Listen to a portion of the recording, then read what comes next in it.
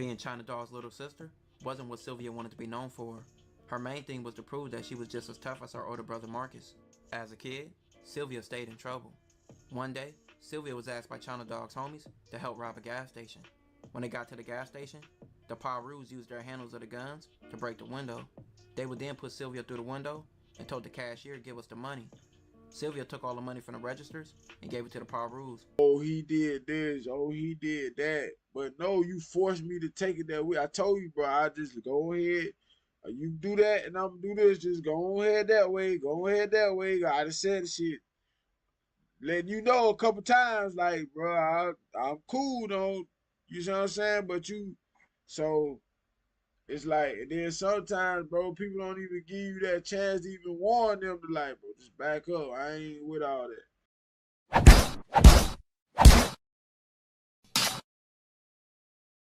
Episode of Warren Cali. In this episode, I'm going to detail the story of Sylvia Nunn, aka Rambo. During the late 1950s, Sylvia's family would move to the east side of Compton, in an area that was middle class at the time, and a big upgrade for what many black people were used to in America. But the area they moved to would later be dominated by a Piru gang called the Looters Park Pirus. Sylvia was born to a middle class two-parent home. Her father, William Nunn, was a former boxer who taught Sylvia and arrested her siblings how to fight and how to shoot guns early. These survival tactics would later prove useful in confrontation and gang-related situations that her and her siblings will later be a part of. William wanted his kids to be advanced in life, especially his daughters, but William couldn't save his kids for what they faced ahead. By 1973, William was convicted of a drug possession and sent to prison. And with William going to prison, this would change the dynamics of the Nunn household. Without their strong father in the household, the kids embarked on their own paths, and that would lead to the streets. And many gangs in Compton in the early 70s were starting to form or were already established. Several Crip and Piru sets would pop up all over Compton, and like I said before, the Nunn family lived in an area that would become the Looter Park Pirus. Sylvia's older brothers, like Marcus, aka China Dog, would be one of the earliest members of the Pirus and would build a deadly reputation in his community, and with his rivals as well. The Pirus became locked in a deadly war, where several surrounding Crips sets in the 70s, and traditional fighting style would go out the window, and shooting came into play. Being China Dog's little sister wasn't what Sylvia wanted to be known for. Her main thing was to prove that she was just as tough as her older brother Marcus. As a kid, Sylvia stayed in trouble. One day, Sylvia was asked by China Dog's homies to help rob a gas station. When they got to the gas station, the Pirus used their handles of the guns to break the window. They would then put Sylvia through the window and told the cashier to give us the money. Sylvia took all the money from the registers and gave it to the Pirus, but she also demanded her cut. The Pirus looked at her crazy, but she let them know then and there that she wasn't going for that. So the Pirus would give her a bunch of change as compensation for the robbery. Sylvia always stood out from the pack, and she wasn't like the other girls who took orders. She stood on her own too, and was a gangster at a young age. She was the youngest girl that really hung out at the park. Being 9 to 10 years old, she had her pistol always packed on her. China Dog became one of the early leaders of the Looter Park community. And one of the Piru's unofficial meeting spots would be the Nunn household. And once the Crips found out about that, they would start shooting up the Nunn household on a consistent basis, trying to kill China Dog. China Dog would even have the police on his trail for what he was doing in the streets, and they would come to the Nunn household looking to arrest him, which the police would get into it with their mother and threaten her. But Sylvia wasn't going for that, which her and the police would get into an altercation, which the police would ask her, "Who you think you are, Rambo?" And the name was born from then on. China Dog was later arrested and sent to youth authority for several years, but back on the streets, Sylvia was leaning more towards the street life. But with her older brother China Dog back on the streets after several years, and him going to his old gangster ways, he would be shot. China Dog was wounded, but somehow managed to survive the brutal attack from the Crips. Sylvia was 16 years old when she heard gunshots outside her house one day. She went outside, and she found her older brother China Dog with a crowd around him. He was just laying there in blood. This forever changed her. She was just a 16-year-old affiliated with the Pirus, but the shooting of her brother sparked a fuse in her, and all she wanted was revenge. Sylvia would go home and grab guns out the Nunn household. She would embark on a mission to kill Crips, the same gang that shot her brother. That day was the day that Sylvia became Rambo. Rambo became more than just a name. It became a lifestyle for her. Letting her gun blow for the first time at Crips, it became easy after doing it the first time. Shooting a gun. Shooting somebody. This that her? first time After that, it ain't hard to do. If you can get over Is this the first her? time, it's not nothing that you can't do again. And a life of crime is what Sylvia chose from this point on. Her life Oh, would be was that dedicated to her? going on missions against the Crips, and after this point, she was one of the youngest females and a rare female toting guns and putting in work. The Pirus became Sylvia's extended family, and she would dress up as a male, wearing no makeup, no fingernails, no jewelry, and all black from head to toe, with a red flag underneath to go put in work against the Crips. She put in work like a job, and Sylvia's main job was to kill. After What Sylvia the finished her missions, she fuck? would jump right back in her car, take off all of her gang attire, and go back to being a woman. But as the 80s drug trade grew and many gangsters became drug dealers, many gangsters also became addicted to drugs, and Sylvia would fall victim and begin using drugs. But that didn't affect her putting in work on her enemies, and instead, it made her even go harder. When I was high on crack, it was easier for me to shoot you and don't care and probably laugh. After several years in the streets, a warrant was out for Sylvia's arrest for several crimes. Now, was much speculation on what happened with that. Some people stated she cooperated with the police, and many state it's just negative rumors created online against Sylvia because she still was allowed in her set and was often there. But after this was a turning point in her life, and she would get out of the gang lifestyle. Around the same time, Sylvia received a phone call from her mother who confirmed that her oldest brother was killed. Sylvia was on the road to recovery in all aspects in life. I was just about to say, man, well, at least she got them decided that she wanted to get off that shit, man, and go another route, man, bro. And I was just about to say that, bro. Bro, that shit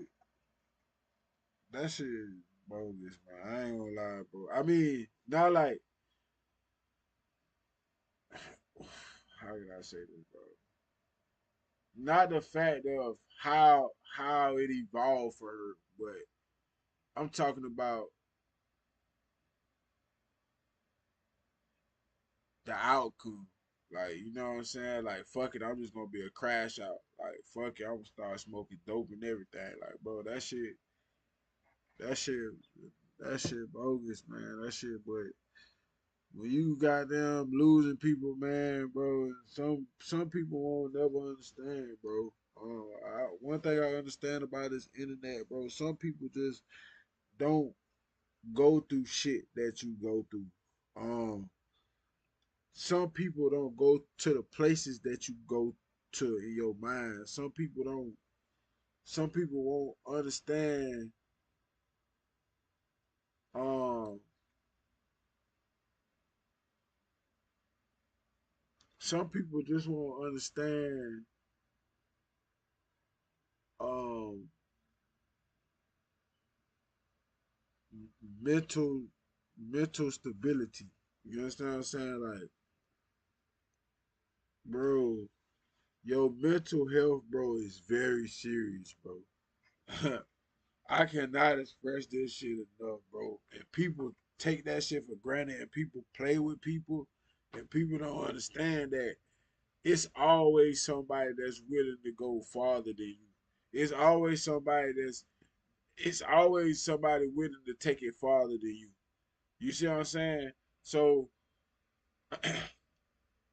that's why I'm to myself, bro.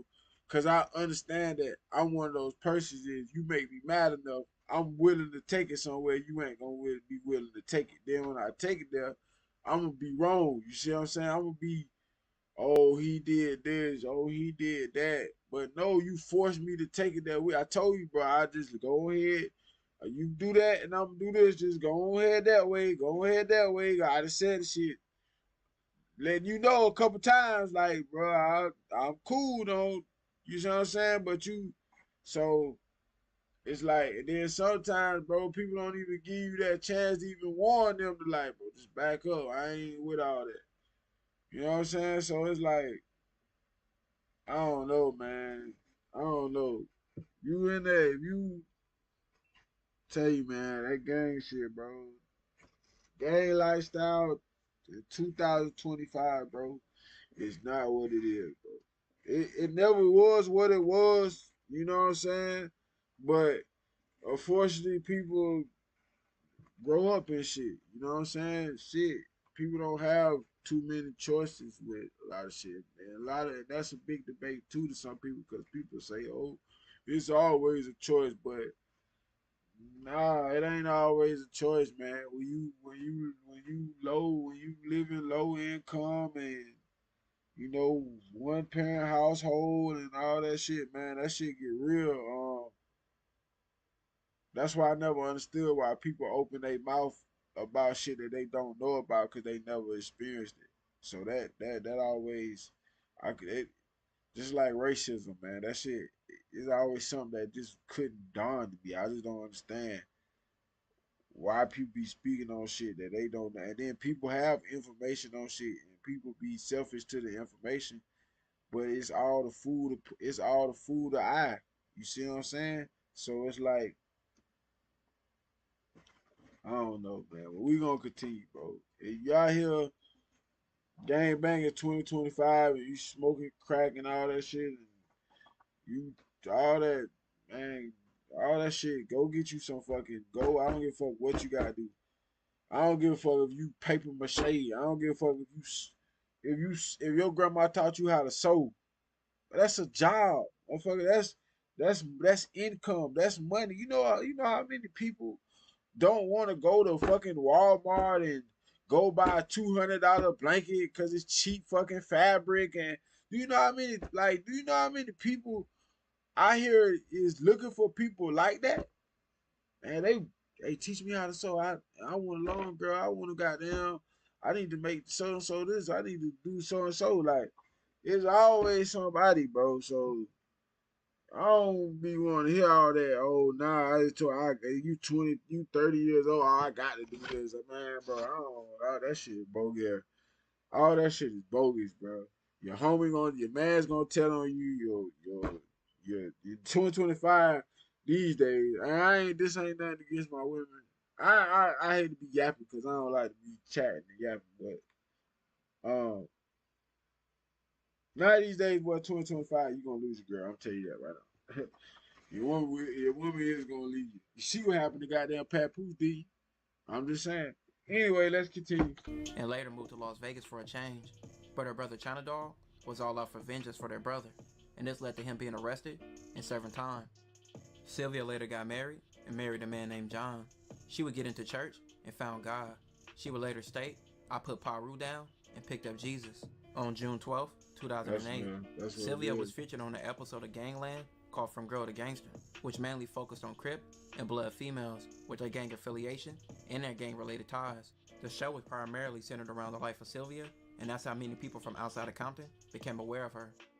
But unfortunately, on April 20th, 2010, Sylvia will pass away. Sylvia's sister Cynthia will make a non-profit organization located in the city of Compton in honor of her sister Sylvia. Sylvia's brother China Dog is now free, and her sister Cynthia still keeps Sylvia's name alive with the non-profit organization Sylvia's Angels. Sylvia may have started her life in a because if y'all a lot of course probably know, but I was looking at something the other day and most people didn't even know. Motherfuckers was yapping out the mouth. Ice Cube is a Crip. Motherfuckers yapping out their mouth, just talking about he from such and such. Yes, Ice Cube is a fucking Crip. Just like Ice-T. Ice-T is a fucking Crip. Yes, bro. They are gang members. But I say that to say, you see where they at, ain't you? You don't see them in no motherfucking hood every day trying to prove that they gangster, that they really that in this. No, that shit is bogus. It's bogus. I'm 20, 30, I'm 25, 30 and on up years old doing this shit. Like even when you get this shit hit me when I was 20. I understand, bro. Listen, I started understanding that 18, 19, bro. I started understanding this shit was not the same. Literally, I started understanding like, whoa, bro, this shit is really bogus. Like this shit is bogus. This shit goofy. Your man's telling, he trying to fuck his girl. He trying to like this shit bogus. He hating on him because he doing what he ain't doing, bro. That shit bogus. But when everybody walk off and then you walk past me and just me and you gonna shake my hand. You gonna goddamn, you feel me? This shit bogus, bro. It's bogus. So all that shit, man, he ain't worth it, bro. He ain't worth it, bro. I say that to say that. It just ain't worth it, bro. It's not, bro. You gotta look at this shit for what it really is.